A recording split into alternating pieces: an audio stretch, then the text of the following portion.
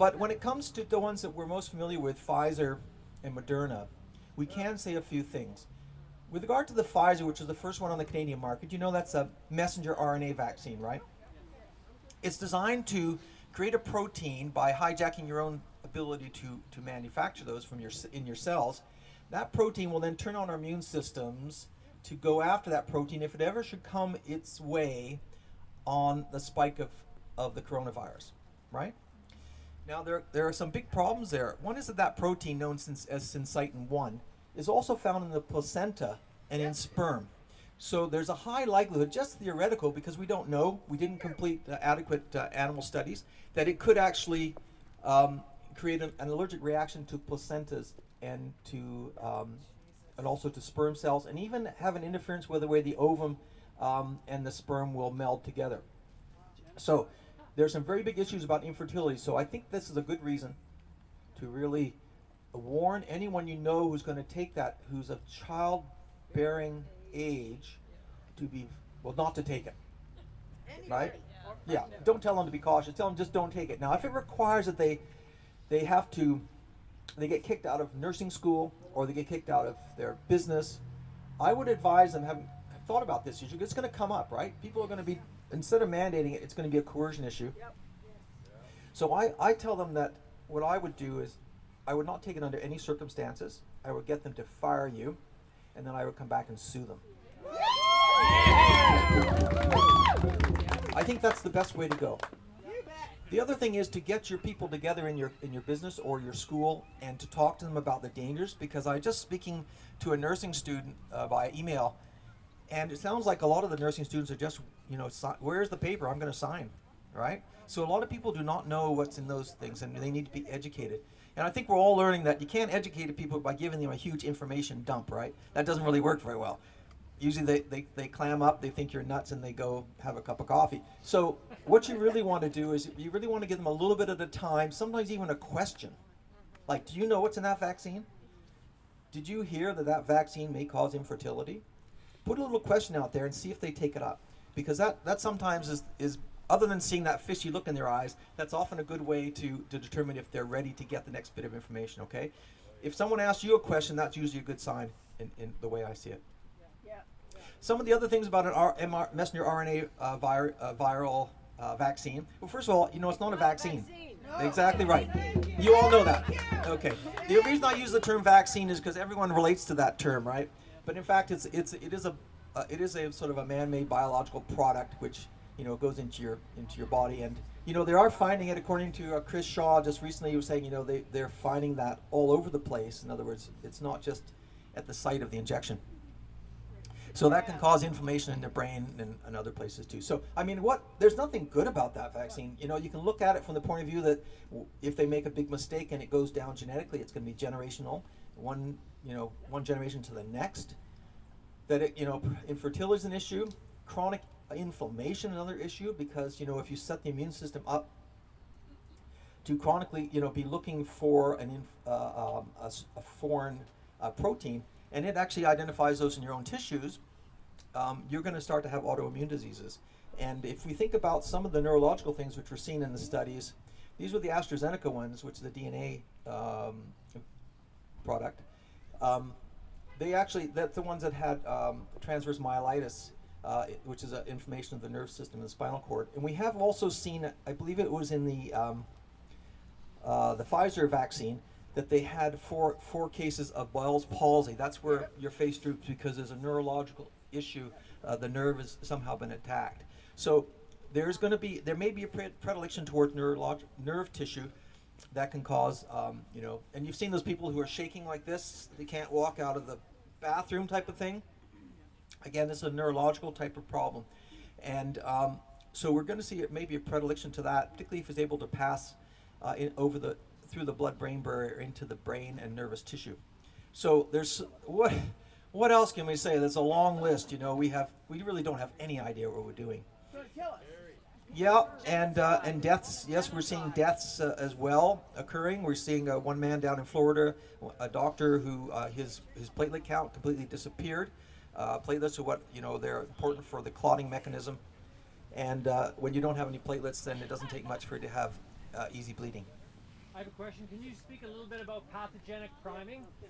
Yes, I will. Pathogenic priming. Has anyone heard about this? No. Okay. It's also known as paradoxical immune something or other. There's so many ways of looking at pathological priming. There's got like 5 different ways of describing it. But pathological priming, you know when something is primed, like you prime your car and then it fires up. Similarly, pathological means it's disease-like. So pathological priming is something they noticed with coronaviruses. After SARS-1, they tried to come up with a vaccine. What a great idea. A huge market for an anti-cold vaccine. And when they did studies on animals, particularly with ferrets, they found that when they give them the I'm just going to call it a vaccine. You okay with that for a minute? Just you'll have to pardon me, but when they gave it as a jab. When they gave the first jab, they found that the animals created quite a robust antibody response. And they thought, wow, this is great. We're on the road to recovery. We're on the road to a successful jab here. And then when the animals were exposed to the natural virus, it was a coronavirus, in the wild, or exposed because they injected them with it, they developed a type of response which was an overreaction of their immune system. So their immune system went crazy. And they were pathologically primed by the first shot. And then when they're exposed to the live virus in the wild, they had an overreactive immune response which killed them. So most of the animals died. They did a similar experiment back in the late 50s, another very similar type of virus. It's a cold virus. And they gave that to 35 kids. Again, they had a very robust response, developed lots of antibodies. But then when they were exposed to the real virus, 80% of the children were hospitalized and 2 of those 35 children died. So they put that on the shelf. They said, oh, this is kind of dangerous. We better not proceed down this line. And the same thing with the coronavirus with the animals after 2003 with the SARS.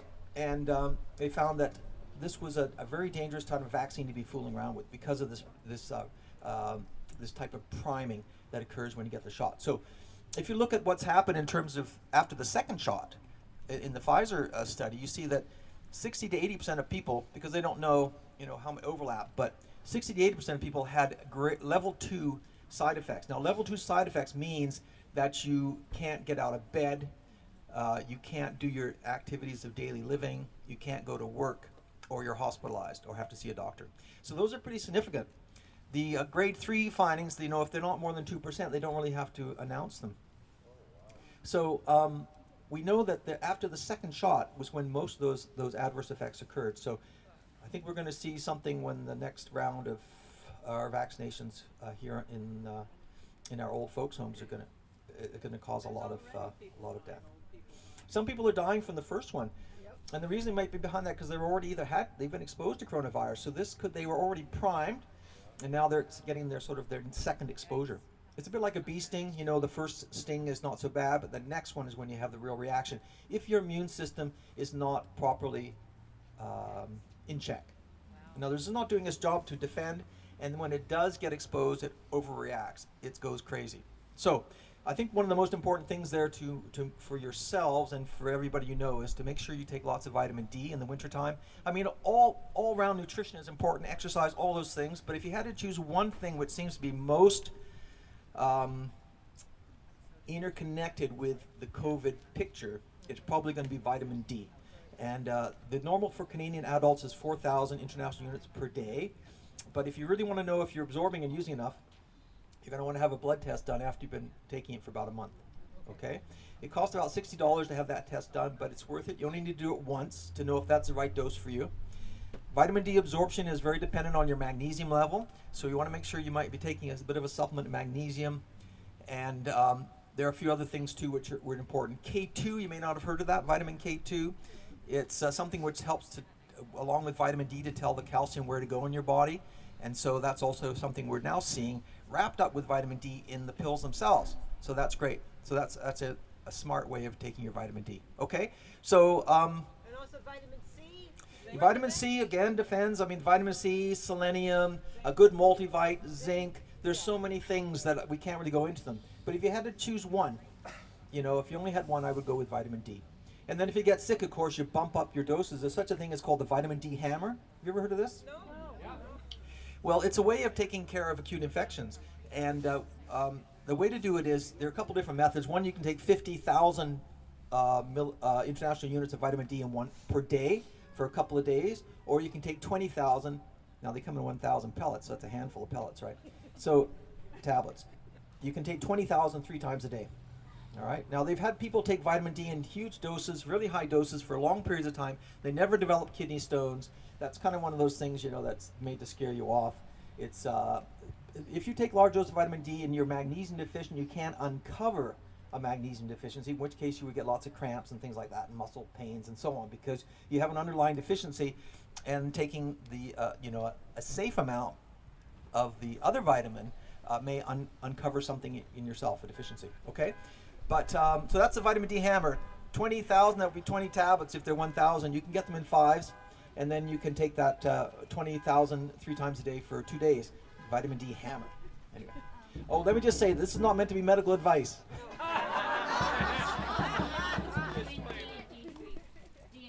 Oh, the difference between D and D3. Well, in our foods we get D1, D2 in our food, but it's converted partially converted in the skin into D3, and then it goes to the liver, and then it's like 125. I don't know. It's 25. It changes a little bit, and then it goes to the kidney, and then it's changed a little bit there into the active form, 125 dihydroxycholecalciferol. That answer your question? So it's okay. D3 and D is the same. Yeah, but we talk about D because most people, if you're going to go buy it on the counter over the shelf, it will be D3, but it might just say vitamin D on the bottle. Yeah, no point taking D2 or D1. D1 would be in your food, but you have to convert it. And if you don't get sunshine, of course, you're not going to do that, right? We need ultraviolet B is the one that converts vitamin D, and that's what you get in the midday, not on the other ends, right? So it's good to be out in the sunshine during the noontime, and but you got to find the sun, right? And the other one, if it's on an angle like this, you're getting mostly ultraviolet A, right? So even at noon at this time of year, you're getting mostly ultraviolet A, which doesn't convert it in your skin. And of course, we're covered up, so you can't get it behind glass either. You can't get it if you're overweight. It's hard to get it if you got thin skin. In other words, to convert, there are many different factors there that play a role. So taking supplements for Canadian is important. Tanning beds. Tanning beds. Yeah. Yeah, you can do it with a tanning bed. Oh, yeah. Sure. And you look good. Do we have Dr. Malthouse? Can we do one more question? Sure, go right One ahead. more question, anybody?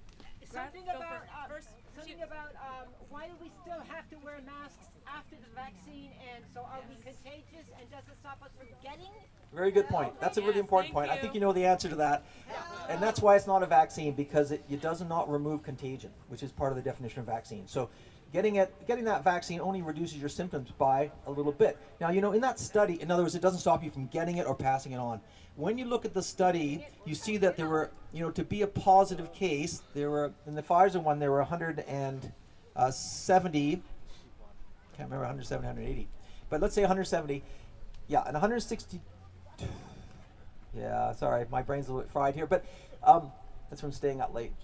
But anyway, there were about 170 cases that were diagnosed as PCR positive plus had symptoms, right?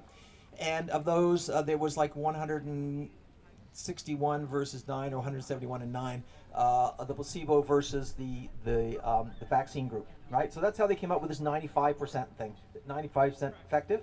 But in fact, there were a lot of people that had symptoms of COVID-19, but did not have positive or never tested to have positive PCR tests, and they were ignored. And there were more, like 3,400 of those, and about half and half in each group.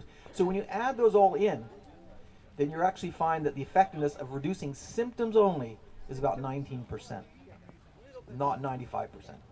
Okay, but those were all neglected. Plus, in the vaccine group, they took out a lot of people in the first week because we don't really know why, because they didn't tell us why, but they sort of didn't follow the instructions properly on that. And the majority of them were in the vaccine group. So they kind of took out, all the stuff which could have actually equaled it out. Good. Thank you.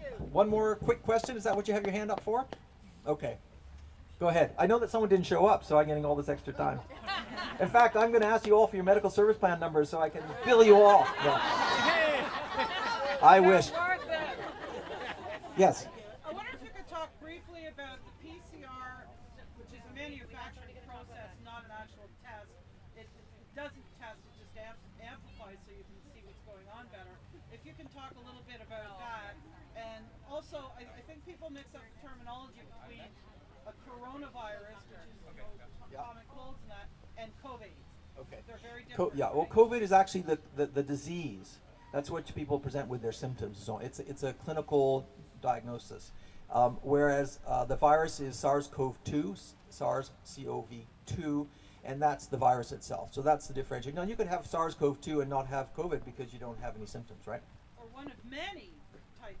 Oh yeah, there are many coronaviruses, and there doesn't seem to be any evidence, despite what you hear, that there's a new variant out there. Because first of all, I guess you all know there's a lot of question of is there actually even a SARS-CoV-2 identified? So how do you find a variant? We won't go there right at the moment because it probably doesn't help us to argue that one. People are convinced that there is a virus out there, so let's just let them have that. But so having a variant on something you don't even know what it is, that's a little bit challenging. But nevertheless, if there is such a thing as a variant, I think it's just a scare tactic, right? It's another part of the plan, and it means that it's more transmissible. In other words, it can spread more quickly, right? But usually that's not uncommon among viruses, that they become like that. They spread quickly, but they become less virulent. Because if you have to be a virus, which we don't even know what a virus is, but we won't go there either. But the idea is you don't want to kill the host, because the host, you depend upon the host. So it makes sense to come in fast and establish yourself, but then to become less virulent, but maybe able to spread more easily, right? That makes sense if you're a virus, which we all are partly. Yeah. Okay. Anyway, I want to thank you all very much for coming. Remember, I think that one of the key points is that yes, in fact, we're finding that we're leaving people behind because we know much more than them, but we're going to have to come back and get them. Okay? Yeah. Don't forget. Okay. Bye. Thank you so much, Dr. Malthouse. We appreciate that.